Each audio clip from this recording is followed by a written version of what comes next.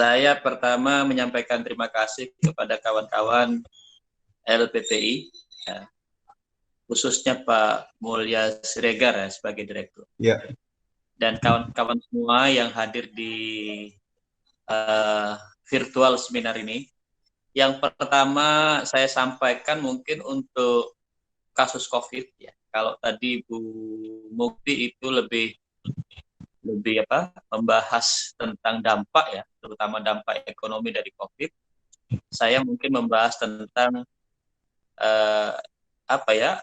penyebabnya lah, COVID-nya sendiri ya, persoalan COVID. Dan nanti mungkin saya akan mencoba apa sih sebenarnya kalau istilahnya Dewan Pertahanan Nasional itu center of gravity-nya supaya bisa diatasi dengan baik. Nah, karena kalau COVID-nya tidak diatasi, saya pikir dampak-dampak ke yang lain mungkin juga akan terus berjalan. Dampak ekonomi, sosial, dan yang lain-lain akan terus berjalan. Untuk penanganan COVID juga memang supaya efektif, efisien, ya kita memang harus tahu center of gravity-nya apa di COVID ini. Yang pertama mungkin menurut data pemerintah, saya sampaikan sepertinya memang belum menunjuk di Indonesia belum menunjukkan kapan ini COVID mencapai puncak. Ya.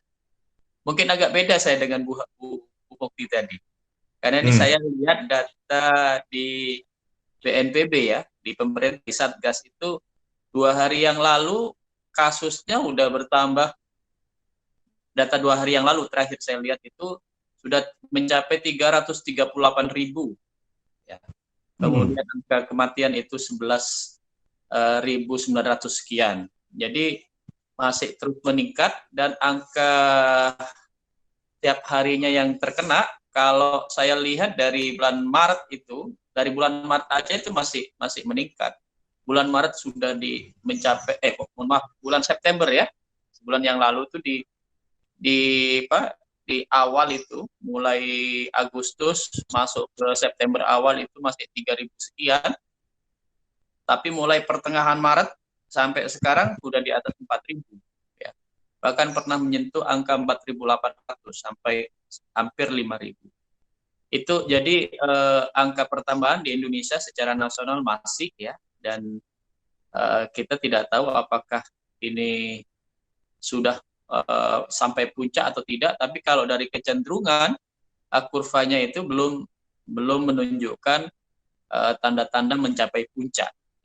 Itu yang pertama, tapi yang patut kita syukuri meskipun angka pertambahan masih terus meningkat, dari data pemerintah angka kesembuhan kita ternyata cukup baik, meningkat ya. Sekarang sudah pada angka 76% lebih angka kesembuhan, hampir mendekati 80%. Kemudian angka kematian sudah bisa ditekan. Kalau awal-awal itu masih sampai 8-9%, kemudian turun 5%, turun 4%, sekarang turun di angka 3,4%. Artinya meskipun angka pertambahan kasus penularan masih terus berjalan ya, dan para ahli epidemiologis itu masih mengatakan belum tahu puncaknya kapan, tapi di sisi lain ada kabar gembiranya bahwa angka kesembuhan itu sudah meningkat di atas 76% dan angka kematian sudah bisa ditekan sampai 3,4%. Artinya pelayanan yang dilakukan ya, apakah terhadap yang sakit, diisolasi maupun di treatment itu menjadi semakin baik. Harapannya meskipun banyak yang tertular, kalau kemudian cepat ditangani, maka angka kesembuhannya menjadi baik dan angka kematiannya nanti kita tekan akan semakin kecil angka kematiannya. Itu mungkin kabar baiknya. Tapi yang paling penting kita garis bawahi, karena masih angka penularan ini tinggi, nah ini kita perlu hati-hati. Di Indonesia ini pernah mencapai satu orang itu berpotensi menular ke 9 orang yang lain. Tapi sekarang ini masih pada angka satu orang itu berpotensi menular ke kalau range-nya itu antara 2 sampai 5 orang. Jadi kalau kita tertular, apakah kita menjadi sakit ataukah kita OTG tanpa gejala, ya, terutama yang OTG nih yang tanpa gejala, karena yang tanpa gejala ini orang tidak akan waspada biasanya, baik yang menderita maupun yang di sekelilingnya itu relatif tidak waspada. Itu memang sangat dikhawatirkan kalau satu orang bisa menularkan sampai 5 misalnya ke 5 orang yang lain, itu berapa kali lipat nanti pertambahan penularan itu. Memang problem yang di COVID-19 ini, kalau dibandingkan dengan corona yang lain ya seperti SARS itu juga masuk keluarga corona, virus corona, kemudian MERS itu juga masuk. Kita tahu kalau dari segi kesehatan, corona dan MERS SARS dan MERS itu tingkat fatalitas penyebab kematiannya jauh lebih tinggi dari COVID-19 ini. Tetapi COVID-19 ini keunikannya daya tularnya jauh lebih cepat dari yang lain. Jadi inilah sebenarnya kalau saya katakan center of gravity-nya COVID-19 di sini. Tingkat penularannya itu luar biasa. Karena tingkat penularan luar biasa, maka terjadinya orang yang sakit dalam satu waktu yang sangat dekat itu menjadi banyak sekali. Karena banyak sekali, ini yang kita khawatirkan akan berpengaruh kepada kesiapan pelayanan kesehatan. Makanya kan kemarin pemerintah sudah bersungguh-sungguh itu menambah kapasitas pelayanan kesehatan. Karena kalau tidak, dengan kecepatan penularan COVID ini, itu nanti nggak terkejar itu antara jumlah pertambahan kasus dengan fasilitas yang tersedia.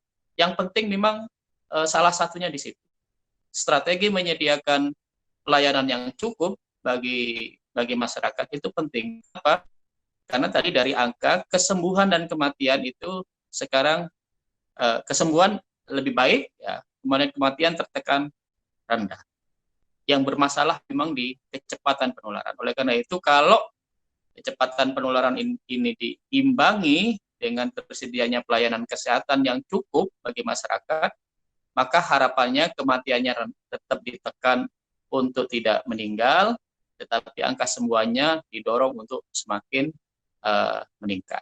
Itu strategi yang pertama untuk menghadapi center of gravity dari kecepatan penularan COVID-19. Yang kedua, mau tidak mau orang yang sehat, kalau tadi orang yang sakit, Pak, ya, orang yang sakit itu harus cepat temukan dengan testing, ya, dengan tracing, dan cepat ditangani di pelayanan kesehatan. Tadi yang pertama. Yang kedua, memang untuk mengatasi center of gravity kecepatan penularan COVID-19 ini, mau tidak mau kita melakukan langkah pencegahan. Langkah pencegahan itu supaya orang yang sehat, kita ini yang lagi sehat, itu tidak tertular oleh COVID. Ya. Secara umum langkah pencegahan itu memang yang 3M dilakukan. Itu secara umum harus melakukan dengan langkah 3M.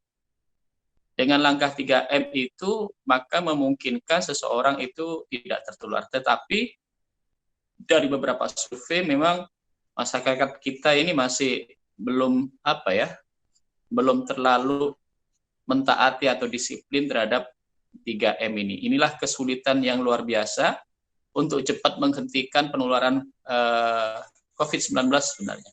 Kalau kita ada gerakan bersama seluruh elemen bangsa kompak gitu, disiplin terhadap 3M, itu mengatasi center of gravity kecepatan penularan COVID-19 ini jauh akan lebih mudah dan jauh akan lebih cepat. Untuk pencegahan ini, ya, sebenarnya ada pencegahan yang tidak secara umum, seperti 3M.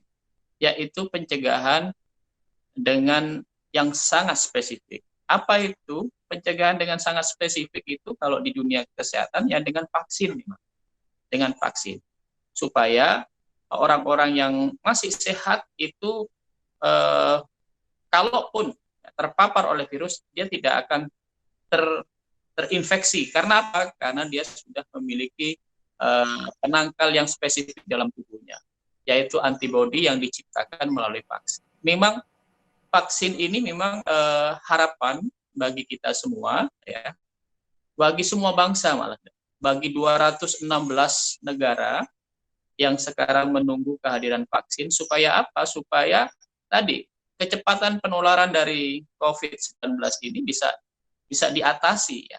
Karena memang center of gravity-nya COVID-19 ini ada di kecepatan penularan. Kalau vaksin ini sudah ada dan masyarakat divaksinasi, dengan vaksinasi kemudian muncul ya antibodi atau imunitas dalam tubuhnya, maka meskipun terpapar COVID ini, tubuh kita tidak akan sakit atau tidak akan terinfeksi.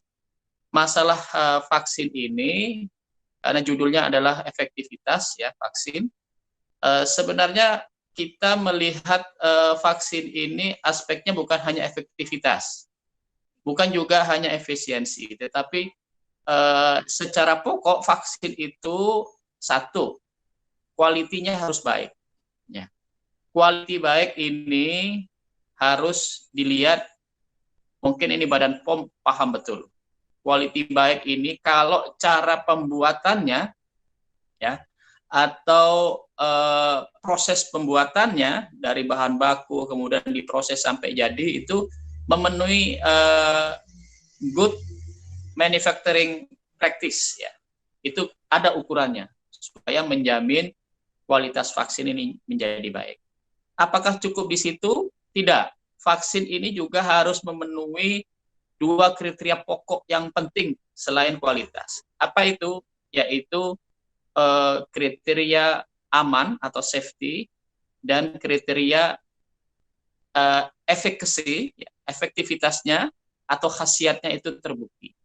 Bagaimana cara membuktikan bahwa vaksin itu aman atau safety dan berkhasiat atau efficacy atau efektif? Yang dilakukan supaya vaksin ini betul-betul terjamin aman dan khasiatnya, itu kita kenal dengan melalui serangkaian uji dengan metode penelitian yang baik. Uji itu ada 3 tahapan untuk vaksin. Yang pertama yang dinamakan uji laboratorium. Harus ada uji awal di laboratorium yang membuktikan bahwa vaksin tersebut memiliki khasiat untuk mencegah atau menghasilkan antibodi terhadap COVID-19 ini. Itu yang pertama. Setelah hasil uji laboratorium diketahui baik, maka dilanjutkan ke uji tingkat kedua atau level kedua, yaitu uji terhadap binatang. Uji terhadap binatang ini biasanya lebih ke arah mengetahui keamanan, meskipun juga khasiat juga diteliti, tapi lebih ke arah mengetahui keamanan.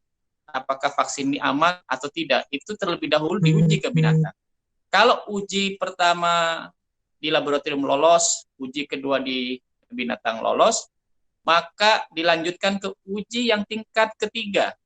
Tingkat ketiga ini ada 3 lapis, yang namanya uji klinis. Ya. Uji tingkat ketiga ini kepada manusia, namanya uji klinis. Ini memiliki 3 fase, fase 1, fase 2, fase 3.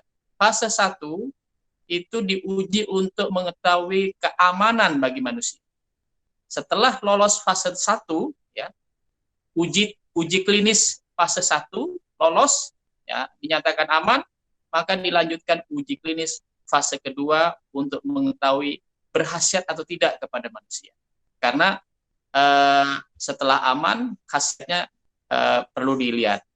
Setelah fase uji klinis fase 1, fase 2 dinyatakan lolos, maka yang terakhir adalah uji fase ketiga, uji klinis fase ketiga, yang di Indonesia ini sekarang juga sedang dilakukan kerjasama Bio Farma dengan Sinovac.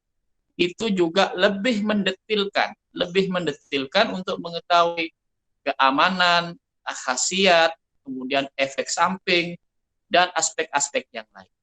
Setelah lolos uji klinis fase ketiga, maka vaksin ini dinyatakan menjadi vaksin yang aman, yang berkhasiat, dan siap edar, siap dikonsumsi oleh masyarakat luas.